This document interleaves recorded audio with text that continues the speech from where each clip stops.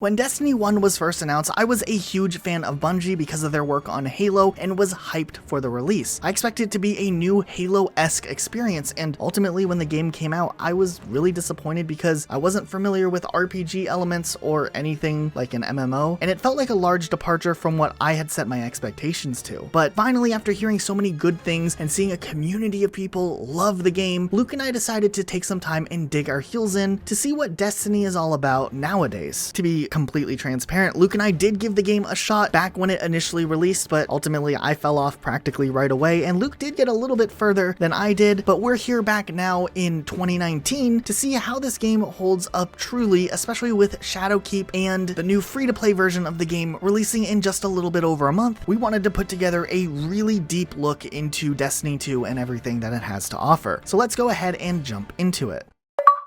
Now, before we begin, we have set up a clan called Rocket Sloth. There's a link in the description down below for Destiny 2 players. If you want to join us, help us out with some stuff on the Xbox One, feel free to join. It'd be pretty cool to have some of you guys help us out from time to time. Like I said at the beginning of this video, I was a huge fan of Bungie because of their work on Halo. When I was excited for Halo Reach to release back in 2010, one of the biggest draws to me was that there was so much packaged in a single game, from campaign to firefight, forge and custom games, and even daily and weekly challenges with a really deep level of customization, and it was one of the few games that had released back then that felt like it was constantly overflowing with different things to do. It had one of the best leveling progression systems I had played, and just having that satisfaction of earning things based off of your achievements was a really cool aspect. And honestly, that feeling of having so many different things to do is kind of the feeling that Luke and I had when we jumped into Destiny 2 finally. There's honestly a lot to unpack about this game, so let's go ahead and focus in on the general point of the game. When you first boot up Destiny 2, jumping into the basics of the story can be pretty vague at first. Essentially, you take on the role of a guardian, a soldier who has been picked by the quote-unquote traveler to defend humanity. He has a ghost sidekick who can revive him if he dies through the power of light given to him by the traveler. Honestly, when we jumped into this, we had no idea really what the idea of the traveler was. It's really confusing, but after following up on the lore a little bit more, it really actually tied everything in this whole entire universe together. I guess it's a little bit more than a big floating planet above the Earth. Centuries before the beginning of Destiny, the Traveler, which essentially is this large godlike planet that is sentient, came to humanity and started helping out with resources and technology. It helped humanity advance a ton, but as it turns out, wherever the Traveler goes, it seems like the opposite, the darkness, follows. The darkness, while still an ambiguous entity, seems to be the anti-Traveler, or the devil version of our god planet that seems to destroy everything in its path. And when the darkness finally followed the Traveler towards humanity, humanity honestly got wrecked. And the Traveler, in an attempt to save what was left of the few surviving remnants of Earth, put itself on the final city to protect over it. And in the process, gave his power to the ghosts, and the ghosts went on to pick guardians who would essentially be these powerful soldiers who utilize the light given from the Traveler to fight against forces that threaten the rest of humanity. That's a super simplified version of the basic structure of the story, but it'll get you started. Starting up the game for the very first time, you will have to choose one of 3 different classes, with each class having 3 individual subclasses that go into it. The first option you have is Titan, which seems to be the most similar or reminiscent of that of a Halo Spartan, who typically utilize brute strength and can play both aggressively and defensively. There are 3 different special abilities that these characters have, called Striker, Sentinel, and Sunbreaker, which essentially are its main super abilities that they can use periodically throughout battles, and in general have more of a warrior-esque appearance associated with them. Hunters, on the other hand, are nimble and stealthier guardian options who essentially can quickly maneuver and utilize triple jumps as needed, and they have their own 3 unique abilities that are exclusive to the Hunter class as well, known as Arc Strider, Gunslinger, and Night Stalker. And finally, the third class of this game is Warlock, who can use magic to cast spells to heal your team or do extra damage, and is capable of gliding around. Just as the other 2 classes have their own 3 unique subclasses, Warlock has its own with Dawnblade, Voidwalker, and Stormcaller. After picking your class, you also have the choice between those 3 subclasses that we just went went over, and you can also level up different things like your equipment that goes on with your Guardian. And when Forsaken came out, the more recent DLC, they even introduced subclasses that let you get a completely different main ability from your subclass that you're already in. It's a little confusing, but after playing the game for a little bit, you'll generally understand it. When we first were jumping into Destiny 2, we made it a point to spend time playing all 3 classes, and honestly, they are definitely best fitted to whatever your personal preference is, but long-term players typically will have a character from each class that is max level just because of the way this game works, and if you're really wanting to experience all Destiny, you will probably get around to it. While the Titan is typically a well-rounded and easy character to jump into, Luke and I really liked using the Hunter and Warlock classes respectively, as Luke liked the appearance and gunslinger ability along with using triple jump, and I really enjoyed maneuvering through the air as a Warlock and casting spells and whatnot. Since this footage is recorded from Luke's perspective, you'll probably mostly be seeing Hunter gameplay and maybe see me in the background a few times as a Warlock. But maybe we should dive in a little bit to the central point of this game. It's a first-person shooter RPG with MMO influences where you loot stuff. Put simply, the main goal here is ultimately to level up and make yourself look cool while getting stronger weapons and armor, while also collecting rare gear called exotics. Now, how you go about earning these level ups and getting the different type of loot for your character is really up to you, as after going through the early sections of the game, you'll have options to play through campaigns, strikes, adventures, collect bounties, do quests, compete in forges, do PvP modes like Crucible or PvEVP modes like Gambit, and honestly, that's just a few things, as this game is packed full with different experiences. They'll constantly be giving you new items to best equip your Guardian, but we'll get more on that later. And while this game is heavily rooted in MMORPG mechanics, the core gameplay revolves around a first-person shooter with high standards actually, and first-person shooters are a genre that Bungie has been a part of for decades now, and they've been in the loot and shoot genre for almost a decade now too, with Bungie starting work on Destiny even before 2010. And honestly, the work they put into Destiny 2 really shows here. Destiny 2 has a vast armory of weapons that you can use, and each feels powerful in its own way. There are auto rifles, submachine guns, shotguns, marksman rifles, sniper rifles, hand cannons, pistols, LMGs, and more. There are even powerful weapons like rocket launchers, grenade launchers, fusion rifles, LMGs, and swords that you can also equip, and ultimately you get to choose between 3 weapons, so you always feel like you have options as to how you can approach things and how you can quickly access different scenarios. I mean, you can even equip a bow and arrow if you feel like it and still get some work done. Having the vast variety in gunplay is really nice because it feels like there's ever-changing options that you have access to, and each gun is tweaked differently, so every time you equip a new weapon, it feels like it has its own unique experience associated with it. But with that and all of the experience that Bungie has developed themselves with over the year, they've really seemed to also nail enemy AI in a greater form than a lot of other shooters that are out there. In the base game of Destiny 2, there are 5 main faction of enemies, each having their own strengths, pacing, and weaknesses that keeps your gameplay and gunplay feeling fresh when you're encountering different types of enemies. There's the Cabal, the Fallen, the Hive, the Vex, and the Taken, and they've even added in a newer class called the Scorn in recent DLC. Honestly, utilizing different factions feels like a concept taken from Halo enemies and just drastically expanded on. Each faction has their own interactions with other factions, and lore-wise, they have their own beliefs towards the Traveler and towards humanity, and it's typically negative, meaning that they want to kill us, but still, it's kind of interesting to see what their influences are and who they can get along with and who they hate at the same time. The gameplay here feels well built and satisfying. The Cabal are the first enemy set you encounter and are an alien species that utilize brute strength and heavy firepower, where sometimes you'll face off against the Fallen, which are insectoid aliens that utilize faster movements and stealth in combat. Then there's the Hive, which is more of a creepy parasitic type of life that engages in fast close quarters combat. And then there's the Vex, which are a robot mechanical species that are typically slower paced but extremely tanky. Then we have the Taken, which is an enemy species controlled by the darkness that takes over the bodies or appearances of enemy classes and give them stronger and different abilities. Honestly, having these different types of classes makes the game feel fresh constantly as you're facing off against different enemy classes, and something that you might have just done in one level is completely different from another. One of the best and most amazing things that Destiny 2 definitely provides is its immersive worlds. Honestly, they're absolutely beautiful. Destiny 2 seems like a a perfect representation of Bungie's world building possibilities. All of the places that you can go to are planets that are based on real places in our solar system and have somewhat realistic lore surrounding them, which we found was really cool. For instance, on Mars, it's a cold and dry planet similar to what Mars is really like, and Titan, the moon, is this cloudy planet that has a huge methane ocean, and it's just really cool how they took inspiration from our actual real world universe and expanded on it drastically while making gorgeous art pieces and settings that really just feel like an out of this world experience, and going to a new location is always something that's fresh and exciting. Another thing that we found really interesting is it's cool how some of the enemy factions have influenced the planets in unique ways. Like Nessus, for instance, has architecture from when the Vex took over that moon. Unfortunately, despite the amazing world building, the narrative on the other hand can still feel somewhat weak at times. But there are some cool moments in Forsaken, and the storytelling feels a lot better in there. It just seems like when developing the earlier campaigns, Bungie didn't really know how to develop the stakes that made players care about the intricacies of what they were doing and why. But the exploration and good gameplay honestly makes up for the lack of an interesting narrative. However, like we said before, the lore itself and what's going on in our solar system and on a larger scale and how these enemies interact with each other is really interesting to uncover. The things that happen in the galaxy are worth learning about, and their influences and interactions and viewpoints towards the travelers and really keeps players gripped for a longer amount of time, but we wish at times there was maybe more of an emphasis on that than the small moving narrative from level to level. The Forsaken campaign took massive steps in the right direction, putting a smaller scale story that builds its own stakes and even leaves players with questionable morality. We hope this is the pathway Bungie continues on, but at the end of the day, the campaigns serve more as a hook or a tutorial into the actual game, which exists more in the post-game. As you progress through your journey, you'll have two numbers you need to pay attention to: your level, which caps currently at level 50, and your power level, which is an average score of your armor and equipped weapons. This currently caps out at 750 and will likely be raised to around 900 or 1000 when Shadowkeep comes out. As you complete various quests, you'll receive loot either outright or in an engram that gives you various gear and weapons that could raise your power level. Each item has its own rarity, and there's also a major incentive to collect the rarest and most sought after items, which are classified as exotic items, which are not only powerful and have special abilities, but also a reward to difficult challenges that you have been able to overcome. There's really something awesome about running around with a new gun you unlocked through a really difficult challenge and getting to show off your new exotic. It's kind of reminiscent to some of the older achievements a lot of people used to try for back in the Halo days, and having a weapon that's a monument of what you've been able to accomplish is just something that we really like in these types of games. Besides just looking at the general campaign and things that Destiny 2 has to offer, it's really cool how Destiny 2 operates on a timed schedule where Bungie is constantly putting out new events and opportunities to do different types of things and expand the story of the universe, while also giving players incentive to come back and try things out during timed-based events. For instance, when we really got into Destiny 2, the Solstice event started and it added confetti, and that was cool, but the one thing that really hooked us was the introduction to the Outbreak run, which was something we had never even heard about before, and when we attempted to try it out, it was honestly one of the most challenging things that we have done in Destiny to date, and it was a really fun experience while also being really rewarding once we finally beat it. Essentially, the Outbreak run was a trial quest where we had to collect a bunch of things and then run through a course in under 20 minutes that included a lot of really challenging enemies, parkour, puzzle solving, and then a final chaotic boss fight, firefight. And after everything and running this level time and time again, memorizing the course that we had to run, we beat it with 6 seconds left, and it felt so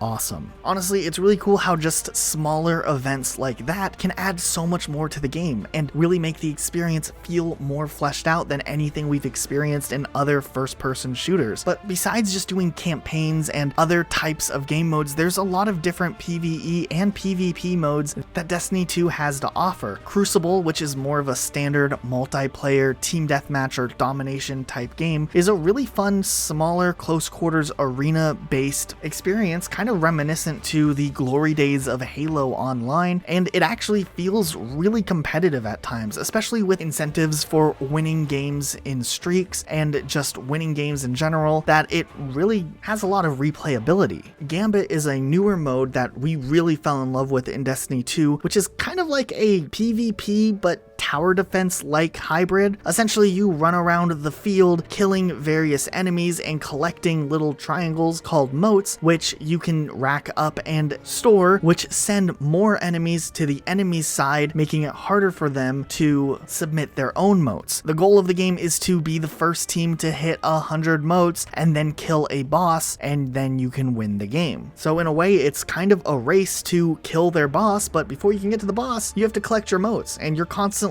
sabotaging the other team by sending enemies their way, and you can even jump through a portal and get some kills while you're at it, which can really trigger some people at times. Strikes, on the other hand, is more of a PvE experience where you and 2 other guardians can kind of play through mini levels with easier boss fight missions, and these are just kind of a fun experience to hop on, pick up some bounties for completing some strikes, and play through some stuff and get some cool loot along the way. But if it's too easy for you, you can try out Nightfalls, which are similar, but they have harder boss fight missions, and there's multipliers, and there's definitely more weight on trying to stay alive and not die. Dying definitely weighs a higher price in Nightfall. Forges are like firefights that are kind of fast-paced and fun as hell, and then there's public events, adventures, and patrols, which are quick events that you can do in planets while exploring, and you kind of just can add in some extra supplies as rewards and get small loot while you're just doing your own little thing hanging out. It's not too intense, but they're definitely fun to jump in and get involved with, even if they can be easy at times. Then of course, like we mentioned earlier, there's bounties and challenges that give you extra rewards for doing tasks and give you something more to work on. And then there's raids, which are huge challenges involving 6 players that have the hardest of hard enemies and difficult puzzles to solve, where you have to rely on your teammates and communication to survive and complete the raid. It's definitely the biggest challenge in the game, but it's well worth it for the rewards and loot acquired for completing it. Honestly, the raid is such an endgame thing that we didn't really get to spend too much time attempting raids, but from our experience, it was really fun. Essentially, you have to get a group of 6 players together and do various tasks that often have players splitting up and taking on their own role that they have to complete. And honestly, if one player continues to mess up, it's going to affect all of the players. So there's a lot of individual pressure to hold up your end of the team and not rely on your teammates just to beat a level like a typical campaign would be like. We spent some time trying to do the Levathian raid for this review, and finally, after posting on the Xbox, we got a crew of 6 people together, which was Luke and I, one guy who kind of knew what he was doing, and everyone else had no idea what they were doing. Fortunately enough for us, the guy who knew what he was doing was able to kind of show us the ropes on what we were supposed to do in the first section, and when we finally got to one of the harder puzzle parts of the game, it was really hard. There's something really nerve-wracking about having your own role and the rest of the team relying on you to do your job correctly where everyone else fails. And while it was challenge and kind of stress-inducing not wanting to mess up and embarrass yourself, it was really cool to see just everyone working together and trying to come up with a strategy and a system where we can communicate and get through the section. Whether it's doing specific callouts or timing things correctly or just following general directions, it was pretty cool, and unfortunately, we spent over an hour and a half just trying to beat the one section, and the guy who was teaching us what to do abandoned us. It was a complete failure. We still had a really great time doing it. Actually, we want to talk more about raids in future videos, so if you have experience doing raids and you're watching this review, we'd really appreciate you joining our clan and helping us. Link in the description to our Destiny 2 clan on the Xbox One. Maybe you can help us out. And honestly, we're just scratching the surface of what these game modes actually have to offer. They may seem really simple, but just the depth and the own creativity that goes with them is really cool. Whether it's getting your own rank for Crucible or Gambit or collecting bounties for other things like strikes, there's constantly different things that you can grind towards and work towards along the way. And with new events and DLC being released on a regular basis, it doesn't really feel like a game that you can run out of things to do on. And if anything, it's a game you can actually get pretty addicted to if you're willing to just get past that initial grind of trying to learn everything that this game has to offer. And honestly, we barely even scratched the surface of what weapon and gear customization has to offer, which is possibly the best part of this game. You get to make your character look dope AF. Nothing is more satisfying than working towards unlocking a rare armor piece or weapons that you really want and then finally getting them. For instance, on day 2, this simple helmet I liked on Titan was the one that I ended up wanting, and I grinded for it, and finally upon getting it, I felt like a god. Alternatively, since it was the new Solstice event going on, Luke and I also grinded for the Solstice armor that came out, and Luke got the full set before me and seemed pretty happy with the way that his character looked as well. One thing I was worried about was getting the armor that didn't quite look the way that I wanted it to, but fortunately enough, you also can collect things called shaders, which you can apply to either weapons or your gear, and it essentially is a skin for whatever you're putting them on, which give you a lot of opportunities to get your character looking exactly the way that you want him or her to. And with what they're doing in the new expansion, it looks like they're giving even more customization where you can put specific perks that your gear is associated with on the armor that you actually like the way that it looks on. There are things called ornaments, which are special skins just for legendary gear, which you can get through missions or you can buy them. And there's even emotes in this game, so whether you're dancing or you're making top ramen or you're trying to do a weird high five, there's a lot of different things you can unlock along the way that are just kind of goofy and fun, but they give some characteristics to what you're playing. I'll be honest, coming into Destiny 2, we felt like we were obligated to cover this game just because of the focus we've had on Halo and how we are huge fans of Bungie, but at the same time, we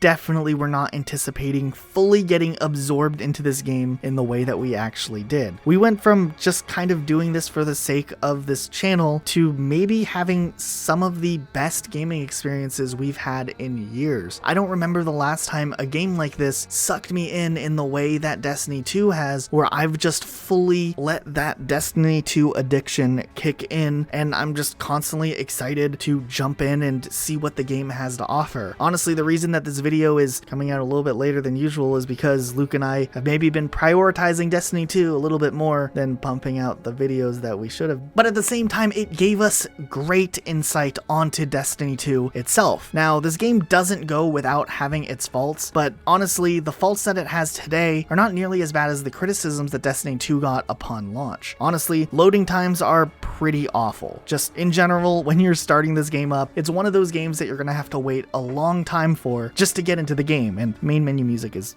way too loud. It'd be nice if they maybe turned it down a little, but it might be nitpicking. Navigating through the menus with bounties and just equipping weapons and stuff can be extremely slow at times, which is frustrating when you're wanting to quickly switch a gun out or just check your progress on a bounty if you don't have it on the quick tab. And navigating and just customizing your character when you're loading into something is really, really slow. I do have to say, the user interface is really easy to understand and it's really organized, and if you just spend some time with it, you can probably figure it out. But honestly, the loading times with it can be really frustrating. People who have the game on an SSD or have just stronger hardware with the Xbox One X or PS4 Pro probably have slightly better loading times, but ultimately, whether or not you think you want to buy Destiny 2 is going to be something that you're going to have to decide on your own. There is a huge learning curve that can get really overwhelming at first and be a big turnoff, but we suggest that if you push through it and try not to overwhelm yourself, you can actually figure out things on your own relatively easily. This game is often associated with the bad reputation it had from its launch, but now that Bungie's split from Activision, it seems like they're really working towards only pushing out the most polished and consumer-friendly content, and they're really being transparent on the things that they want to fix in the future, and that's definitely something we appreciate and we don't see enough in the gaming industry. With the upcoming DLC, Shadowkeep, that's coming out, it lets players go back to the moon, which was a location from the first Destiny, and focuses on this new mysterious darkness that's been kind of lurking in the shadows, no pun intended, for quite a while now. It's going to add a new raid, and Destiny 2 didn't get any official dungeons up until the Shattered Throne came out with Forsaken, which was like a 3-layer miniature raid, and in Shadowkeep they're going to be adding in another dungeon, and there's going to be new and returning exotics that are going to be added in, and they're making a ton of other tweaks along the way with PvP and the armor system, which is just really cool to see that Bungie continuously supports and improves their game as the years have progressed. This game's packed to the brim of things to do, worlds to explore, and universes to dive into. The game is great for making friends, as some things you can't do alone, like raids, and there's so many cool secrets to uncover along the way. We really do wish there was custom games or forge mode though, because after just doing all of that killing and level beating and crucible PvP matches, It would be so much fun if there was something more lighthearted and chaotic like Halo had back in the day, and that would be a #1 must-have thing for Destiny 3 or Destiny 2 expansions down the road, because if Destiny 2 had a custom game mode, I don't think there would be any need for me to ever play a different game again. So that's just something that was on our wish list,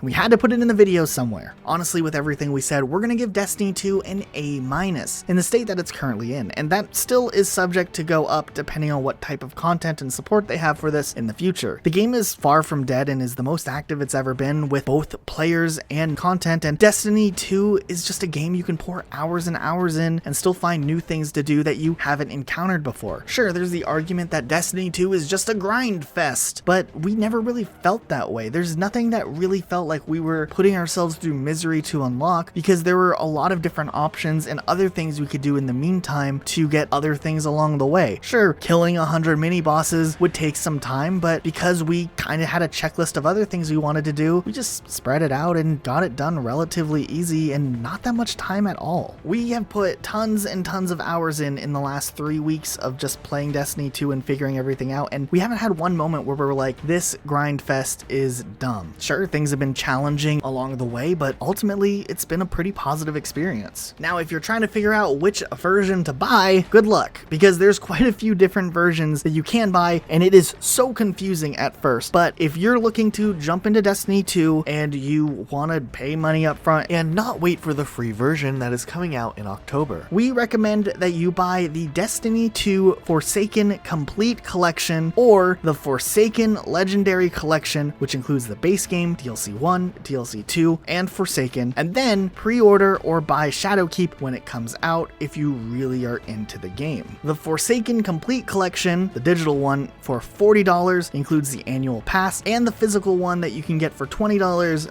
does not include the annual pass. Nonetheless, both of these versions give you access to all the DLC that's been released so far. When the game goes free to play, you will get access to DLC 1 and 2 for free, but honestly, Forsaken did add so much content that you probably still want to upgrade to Forsaken later on anyways. They might start selling a Forsaken and Shadowkeep bundle once the DLC released, but at this point, go for the Forsaken collection just because it includes the most content. If you are not sure, we highly recommend that you give this game a fair shot to try once the game goes free to play, because it's still a really great game in 2019 and you can join our clan and play with us. And then don't make the mistake I did where I purchased the Shadowkeep edition of the game because I didn't have Forsaken, which is what I wanted to play, and I didn't have access to Shadowkeep yet. So like we said, focus on getting the Forsaken version first and get Shadowkeep later on. If you guys enjoyed this video though, please be sure to subscribe with notifications on. We really like to make in-depth videos like this on all things